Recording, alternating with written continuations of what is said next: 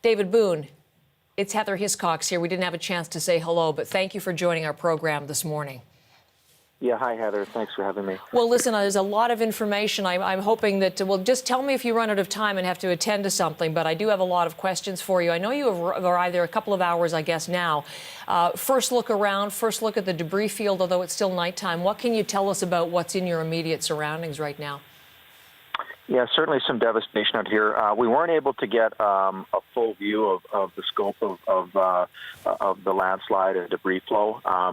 We did respond in and with the idea of supporting the Agassiz fire. Agassiz fire was on scene, obviously, prior to us, and I will say that they did a fantastic job in executing some rescue work prior to us getting here. They were able to rescue at least 12 people from the debris flow in vehicles trapped out of the immediate hazard area to safe ground, and some had to be transported to hospital.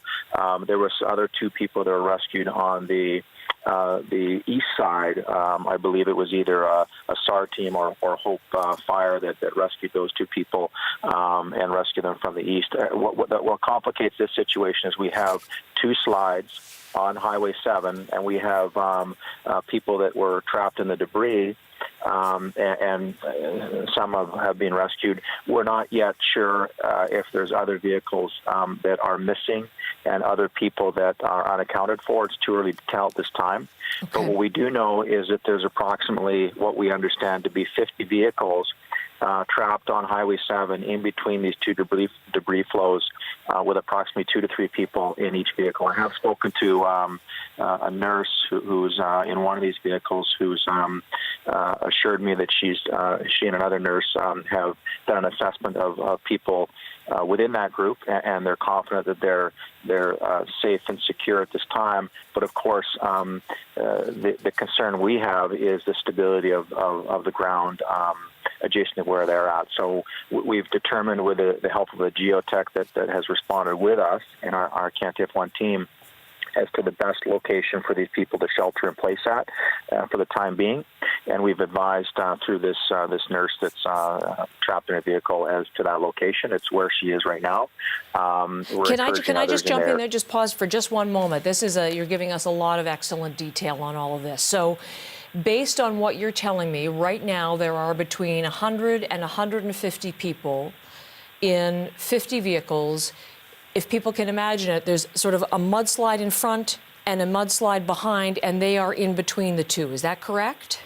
That's correct. Now I cannot confirm that it's 150 people. Okay, no, you said likely 2 to 3 per vehicle. This is the information. This is the information that I've been provided with by one of the women that's trapped in a vehicle in that area. Okay. And I'm assuming that her estimates are correct. Yes. In fairness, she this is a long line of traffic she's looking at. She hasn't spoken every single person, but she's estimating there to be 50 vehicles, and she's estimated that there's 2 to 3 people per vehicle. So, and what kind of a distance are we talking about between the one in front and one behind? I don't actually, be honest with you, I don't have the number of kilometers in front of me, but it's a narrow enough distance that it's concerning to us. Yes. In the fact that the area that's adjacent to these 2 slides can still be unstable and can be compromised. So there's also further complications with hydro wires that have come down, as well as hydro wires, high tension wires that are standing, but we're concerned about the instability of those towers. So hydro has been on site. They've isolated the lines that are down. And the towers that are up, they'll be coming out in the morning to assess as to the stability of those towers. But of course, there's a lot of power there, and we're concerned about if those towers are unstable, about the area adjacent to those towers being, of course, a high hazard area if those lines hit the ground. So, yes. Let me just jump in again. Yeah. Again, based on what the nurse is telling you, that people are in good condition. Can you tell us, are there families? Are there children? Are there any injured? There was a local Twitter report that there were people on the roof of a car, and one person was listed as being unresponsive. Do you have any further detail about that? So, my understanding is that, and again, I'm only going by what I'm told from Agassiz Fire is Agassiz Fire was successful in rescuing those people that are trapped on the roof of the vehicle that may be the vehicle you're speaking of. And that person that was unconscious, my understanding, was asthmatic, and I believe that person has been rescued. So that's my intel so far. Again, you have to forgive me in the fact that that we're still a bit blind on how many other people may be impacted directly by the slide and still unaccounted for in vehicles in the slide. Mm-hmm. We're also uncertain of the numbers of people that are in that estimated number of 150 that are unimpacted, but still within a hazardous area that is on the road. Now, I will say that as I mentioned already, that those 150 people, if that number is correct, sound to be safe in their vehicles at this time. However, we still are very concerned about their location, and with this continued rainfall, about the continued safety of their location. I'm going to ask. I want to know what you're going to proceed. Can you just tell me? You said you told them to shelter in place. Again, through the nurse who seems to be very helpful. You're on location. Where have you told them to gather? All in one central location around a group of vehicles, or what was the advice you gave? We want them to stay in their vehicles because that's a warm, dry place to stay.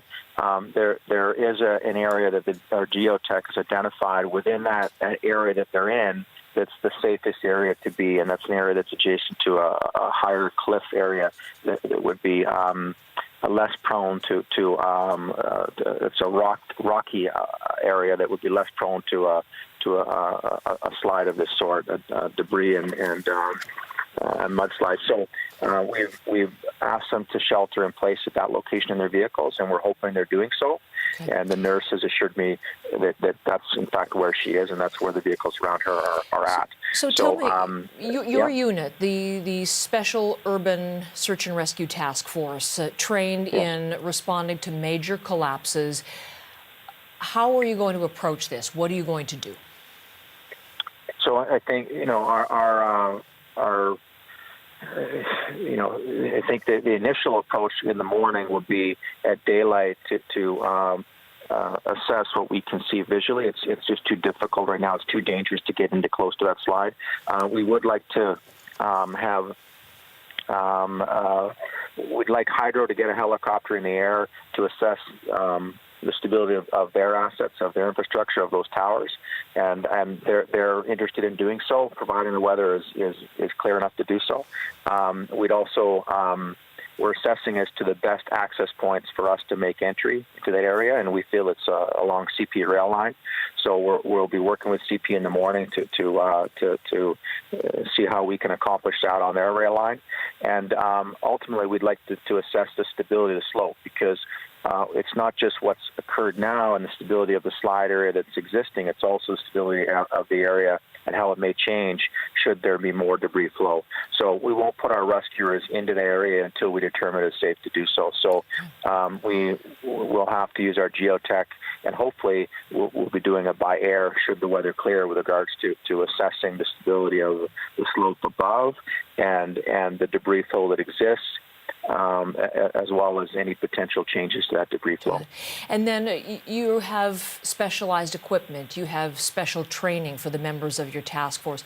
Then how would you get the people out? Would you airlift them out, do you foresee? Or what would the options be for getting, if you can get there on the rail line, and then how do you get them out?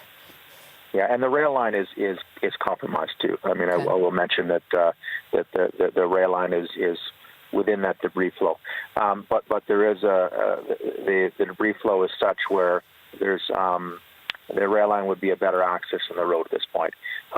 So with regards to getting them out, we'll determine that in the morning and the best course of action. What we don't want to do is to put them in a more compromised position by having them move across a debris flow that's unstable and could change drastically in moments.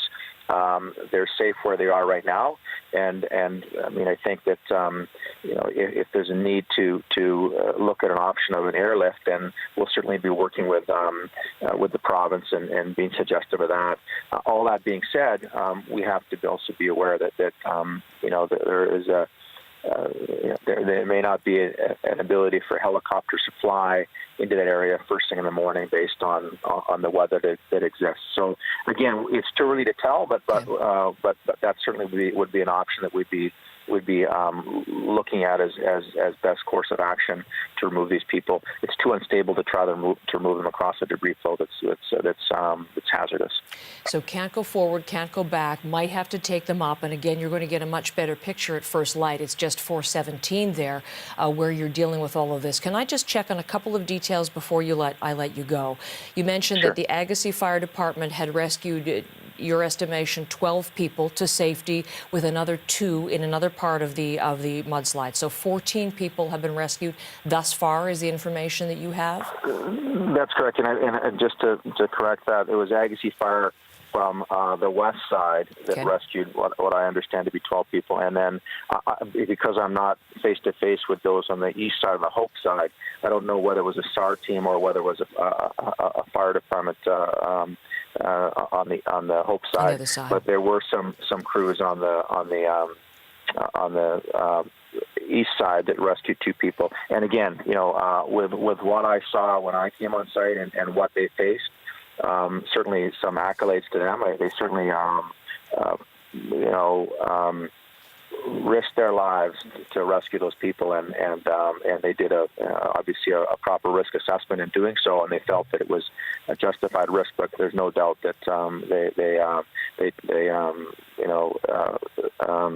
they moved in. That's quite extraordinary, as you said, given the conditions that you had depicted. Word, yes. And you mentioned that some of them did have to be taken to hospital. Is there any information that you have on the condition of anybody rescued? Yeah, unfortunately, I don't have those reports for you right now. No problem. We'll check back on all of that. The other thing that I just want to come back to, because it's a chilling prospect, you do not know at this point if any vehicles have been washed away in the mud and the debris. Is that correct?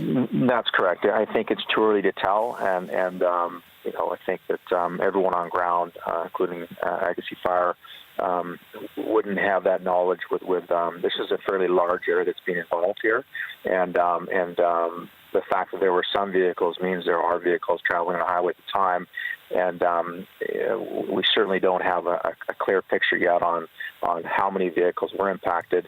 The people that were calling on cell phones requesting a rescue, my understanding that those people that were in that debris flow that have been on phone, that have requested assistance, have all been rescued. It's the people that may have been involved and may have that our whereabouts are uncertain. Yes. That we're not sure of. We're not sure, but it is. How do I put this? Is this a possibility we should prepare for, as that is something that is possible as a result of this? I think it's too early to tell, okay. But we're I think we have an obligation to go in and assess both, prior to the people that are viable that can be rescued that are stranded right now. Mm-hmm. But there's a need to also assess for any other vehicles that were involved that haven't yet been accounted for, and any occupants of those vehicles. Okay. One more thing.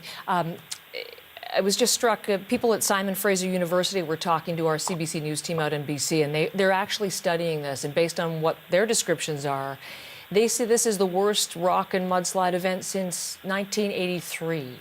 I know you're not getting a full picture of all of this, but can you speak to this, I don't know, the rarity or the magnitude of all of this, whether you've seen anything like this in your time, sir, or just what you're dealing with here?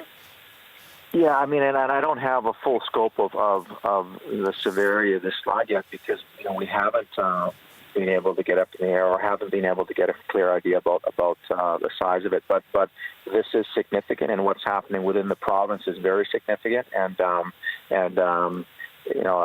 I'll leave it at that. I think it's and very very devastating in the fact that it's involving so many people, not just in this one location but elsewhere within the province. Yes, and I just wanted to clarify too, as your team gets set to go in, as you look at the options, how dangerous is it for the members of your task force to carry out this rescue operation?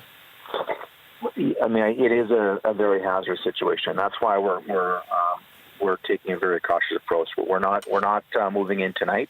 It would be just reckless to do so. We don't even know what the stability of the slope is above us. So it is a very dangerous situation. However, we'll be using the expertise of our geotech to provide some hazard assessment and some guidance as far as what those hazards that remain are, and then we'll be making some determinations on best course of action. We certainly won't be putting our people in a reckless compromise situation. And just again, I keep just want to clarify for everybody, it's obviously a very dramatic situation. We're in speaking to you, getting the full amplitude of it, I think, but you've referenced geotech on a number of occasions. How are they, what do they use, how do they work, and what specifically will they be determining? I mean, they can assess for the stability that remains, the potential for further slide action, and provide some guidance to us as far as what hazards still remain to help us shape our incident action plan. So, I mean, without getting into the whole science of it, I wouldn't want it. I wouldn't want to go there. I mean, I think we'll leave that for the geotechs to provide some greater insight into how they make those assessments. When do you think we should check back with you? Yeah, you know what, to be honest with you, I'm going to be busy in the morning first thing, so you're welcome to call back sometime mid-morning tomorrow morning, but we don't anticipate taking any action until daylight. Okay. And that initial action will be, again, an assessment that we weren't able to perform tonight because of darkness. So I would say I won't be able to provide you much detail till probably mid-morning Pacific time tomorrow morning. You got it. Listen, Godspeed, be safe, you and your team, and thank you so much, Dave Boone, for giving us a very clear idea of the danger, what you're dealing with, and the sheer numbers here. Thank you very much. We'll be keeping very close watch and be in touch with you for all of this. Thank you. Thank you. Bye-bye.